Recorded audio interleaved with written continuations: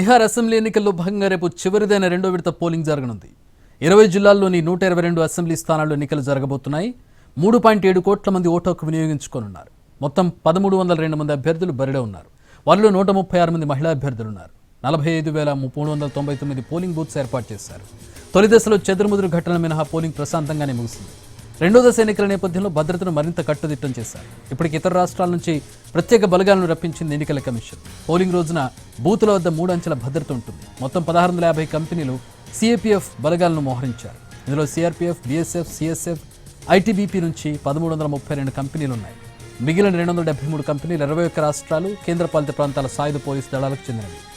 Polling బూత్లతో పాటు రెండో దశ ఎన్నికలు జరగనున్న ప్రతి జిల్లాలోని చెక్పోస్టుల వద్ద భద్రతా సిబ్బంది విధులు నిర్వర్తిస్తారు. వాహనాలను క్షుణ్ణంగా తనిఖీ చేయాలని, అనుమానాస్పద కార్యకలాపాలు, వ్యక్తులపై డేగకళ్లతో నిఘా ఉంచాలని భద్రతా సిబ్బందికి ఉన్నతాధికారులు ఇప్పటికీ ఆదేశాలు జారీ చేశారు.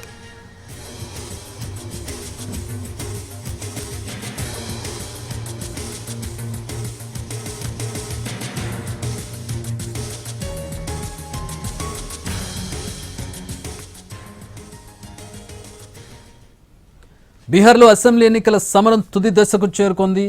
రెండో విడత పోలింగ్ సంబంధించి ప్రచార పర్వం ఆదివారం సాయంత్రం 5 గంటలకు ముగిసింది. రెండో దశ పోలింగ్ రేపు 122 నియోజకవర్గాల్లో జరగనుంది. ఇందుకోసం ఎన్నికల సంఘం ఏర్పాట్లు పూర్తి చేసింది. ఈ నెల 6వ తేదీన 121 స్థానాలు జరిగిన తొలి దశ పోలింగ్లో రికార్డు స్థాయిలో 64.66% ఓటింగ్ నమోదైంది.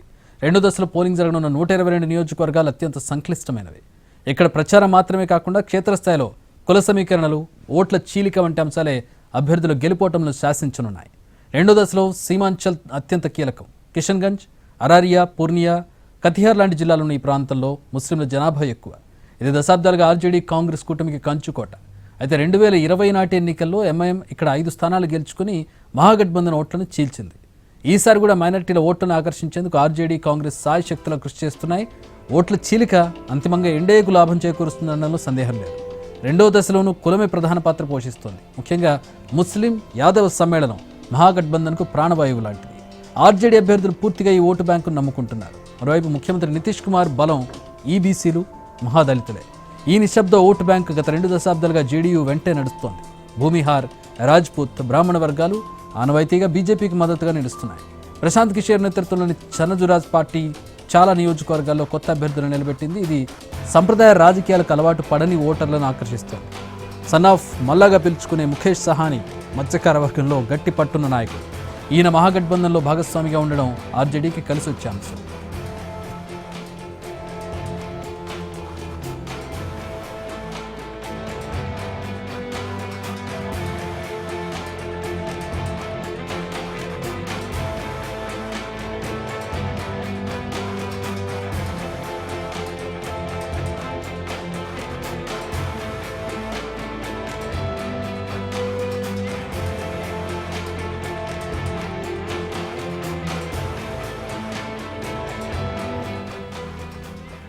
రెండో దశలో పోలింగ్ జరగనున్న పశ్చిమ చంపారన్, తూర్పు చంపారన్, సీతామఢి వంటి జిల్లాలు నేపాల్ సరిహద్దును ఆనుకుని ఉన్నాయి. ఇక్కడ ఎన్నికల నిర్వహణ భద్రతా బలగాలకు పెద్ద సవాల్.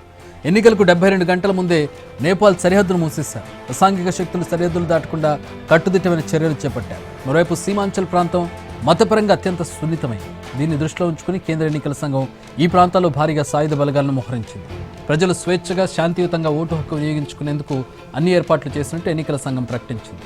60 పైగా మంత్రులు, మాజీ మంత్రులు, సీనియర్ నేతలు రెండో విడతల అదృష్టం పరీక్షించుకుంటున్నారు.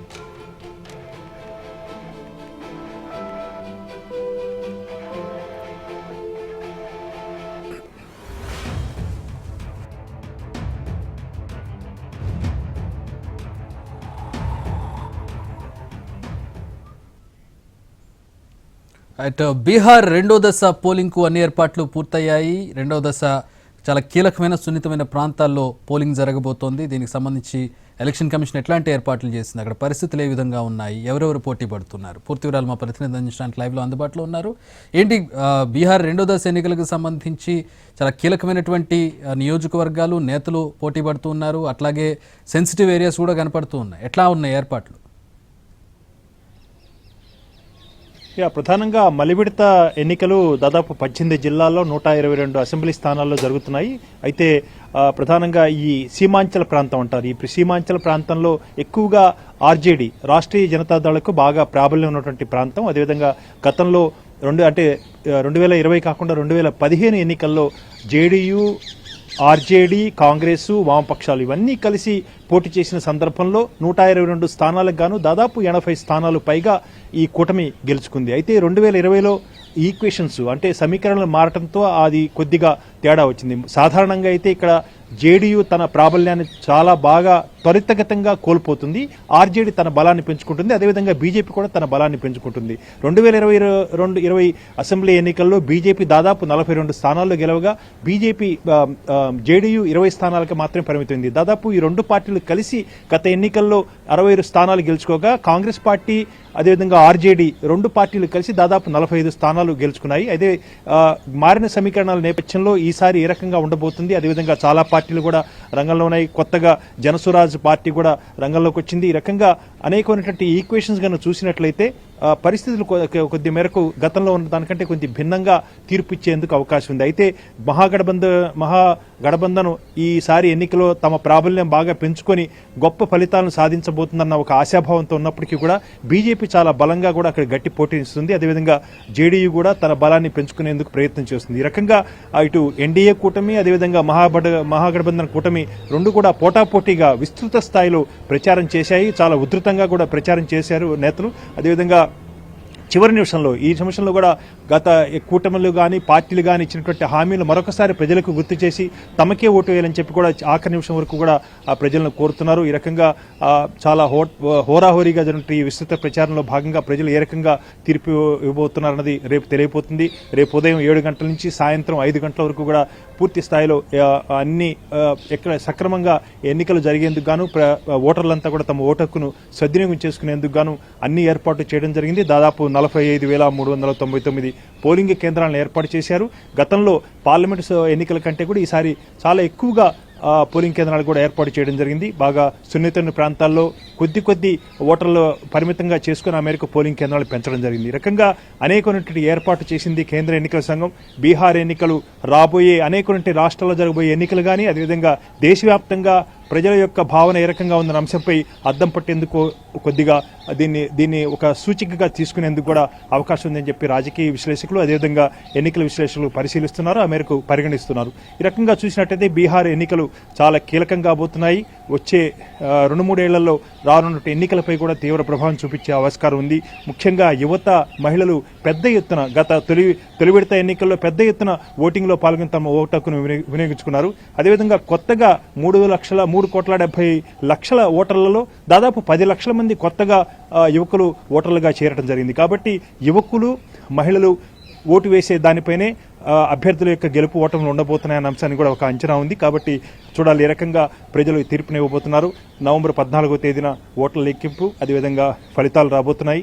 అదేవిధంగా పెద్ద ఎత్తున ప్రచారం చేశారు కాబట్టి ఇటు రాహుల్ గాంధీ, ప్రియాంక గాంధీ, ఏఐసీసీ అధ్యక్షుడు ఖర్గే కాంగ్రెస్ పార్టీ తరఫున, జేడీయూ తరఫున తేజస్వి యాదవ్ పెద్ద ఎత్తున ప్రచారం చేశారు. అదేవిధంగా బీజేపీ కూడా రాజకీయ ఉద్దండులంతా కూడా ఎన్నికల ప్రచారంలో పాల్గొని ఆ మేరకు ప్రధాని నరేంద్ర మోడీ అదేవిధంగా కేంద్ర హోంమంత్రి అమిత్ షా, రక్షణ శాఖ మంత్రి రాజ్నాథ్ సింగ్ అదేవిధంగా బీజేపీ జాతీయ అధ్యక్షుడు జేపీ నడ్డా వీరంతా కూడా పెద్ద ఎత్తున ప్రచారం చేశారు, ప్రజలకు హామీ ఇచ్చారు. ముఖ్యంగా యువతకు ఉద్యోగ అవకాశాలు కల్పించాలన్నదే ప్రధానమైన అంశంగా ఎన్నికల ప్రచారం మొత్తం కూడా చుట్టూ తిరిగింది. కాబట్టి అభివృద్ధి అదేవిధంగా యువతకు ఉద్యోగ అవకాశాలు ఈ రెండు అంశాలను ప్రధానంగా దృష్టి సారించి ప్రజలు ఓట్లు వేసేందుకు అవకాశం ఉన్నట్టుగా రాజకీయ విశ్లేషకులు చెప్తున్నారు. All right, thanks for the updates Prasad.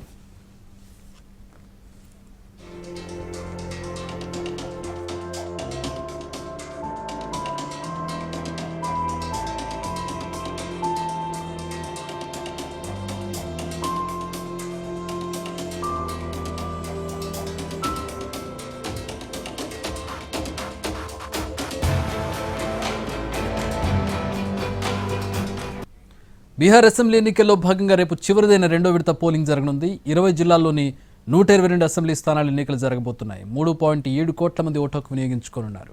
మొత్తం 1,302 మంది అభ్యర్థులు బరిలో ఉన్నారు. వారిలో 136 మంది మహిళా అభ్యర్థులు, 45,399 పోలింగ్ బూత్స్ ఏర్పాటు చేశారు. తొలి దశలో చెదురుముదురు ఘటనలు మినహా పోలింగ్ ప్రశాంతంగానే ముగిసింది. రెండో దశ ఎన్నికల నేపథ్యంలో భద్రతను మరింత కట్టుదిట్టం చేశారు. ఇప్పటికే ఇతర రాష్ట్రాల నుంచి ప్రత్యేక బలగాలను రప్పించింది ఎన్నికల కమిషన్. పోలింగ్ రోజున బూత్ల వద్ద 3 అంచెల భద్రత ఉంటుంది. మొత్తం 1650 కంపెనీల సిఏపీఎఫ్ బలగాలను మోహరించారు. ఇందులో సిఆర్పీఎఫ్, బీఎస్ఎఫ్, సిఎస్ఎఫ్, ఐటీబీపీ నుంచి 1332 కంపెనీలు ఉన్నాయి. మిగిలిన 273 కంపెనీలు 21 రాష్ట్రాలు, కేంద్రపాలిత ప్రాంతాల సాయుధ పోలీసు దళాలకు చెందినవి. పోలింగ్ బూత్లతో పాటు రెండో దశ ఎన్నికలు జరగనున్న ప్రతి జిల్లాలోని చెక్ పోస్టుల వద్ద భద్రతా సిబ్బంది విధులు నిర్వర్తిస్తారు. వాహనాలను క్షుణ్ణంగా తనిఖీ చేయాలని, అనుమానాస్పద కార్యకలాపాలు, వ్యక్తులపై డేగ కళ్లతో నిఘా ఉంచాలని భద్రతా సిబ్బందికి ఉన్నతాధికారులు ఇప్పటికే ఆదేశాలు జారీ చేశారు. బీహార్లో అసెంబ్లీ ఎన్నికల సమరం తుది దశకు చేరుకుంది. రెండో విడత పోలింగ్కు సంబంధించి ప్రచార పర్వం ఆదివారం సాయంత్రం 5 గంటలకు ముగిసింది. రెండో దశ పోలింగ్ రేపు 120 నియోజకవర్గాల్లో జరగనుంది. ఇందుకోసం ఎన్నికల సంఘం ఏర్పాట్లు పూర్తి చేసింది. ఈ నెల 6వ తేదీన 121 స్థానాల్లో జరిగిన తొలి దశ పోలింగ్లో రికార్డు స్థాయిలో 64.66% ఓటింగ్ నమోదైంది. రెండో దశలో పోలింగ్ జరగనున్న 122 నియోజకవర్గాలు అత్యంత సంక్లిష్టమైనవి. ఇక్కడ ప్రచారం మాత్రమే కాకుండా క్షేత్రస్థాయిలో కుల సమీకరణాలు, ఓట్ల చీలిక వంటి అంశాలు అభ్యర్థుల గెలుపోటంలో శాసించనున్నాయి. రెండో దశలో సీమాంచల్ అత్యంత కీలకం. కిషన్గంజ్, ఆరారియా, పూర్నియా, కతిహార్ వంటి జిల్లాలున్న ఈ ప్రాంతంలో ముస్లింల జనాభా ఎక్కువ. ఈ దశాబ్దాలుగా ఆర్జేడీ కాంగ్రెస్ కూటమి కంచుకోట. అయితే 2020 నాటి ఎన్నికల్లో ఎంఐఎం ఇక్కడ 5 స్థానాలను గెలుచుకుని మహాగఠబంధన్గా ఓట్లను చీల్చింది. ఈసారి కూడా మైనార్టీల ఓట్లను ఆకర్షించేందుకు ఆర్జేడీ, కాంగ్రెస్ సాయశక్తులా కృషి చేశాయి. ఓట్ల చీలిక అంతిమంగా ఎన్డీఏకు లాభం చేకూరుస్తుందన్న సందేహం లేదు. రెండో దశలోనూ కులమే ప్రధాన పాత్ర పోషిస్తోంది. ముఖ్యంగా ముస్లిం యాదవ్ సమ్మేళనం మహాగఠబంధన్కు ప్రాణవాయువు లాంటిది. ముఖ్యమంత్రి నితీష్ కుమార్ బలం ఈబీసీలు, మహాదళితులు. ఈ నిశ్శబ్ద ఓటు బ్యాంక్ గత 2 దశాబ్దాలుగా జేడీయూ వెంటే నడుస్తోంది. భూమిహార్, రాజ్పుత్, బ్రాహ్మణ వర్గాలు ఆనవాయితీగా బీజేపీకి మద్దతుగా నిలుస్తుంది. ప్రశాంత్ కిషోర్ నేతృత్వంలోని జనసురాజ్ పార్టీ చాలా నియోజకవర్గాల్లో కొత్త అభ్యర్థులను నిలబెట్టింది. సన్ ఆఫ్ మల్లాగా పిలుచుకునే ముఖేష్ సహానీ మత్స్యకార వర్గంలో గట్టి పట్టున్న నాయకుడు. ఈయన మహాగఠబంధన్లో భాగస్వామిగా ఉండడం ఆర్జేడీకి కలిసి వచ్చే అంశం.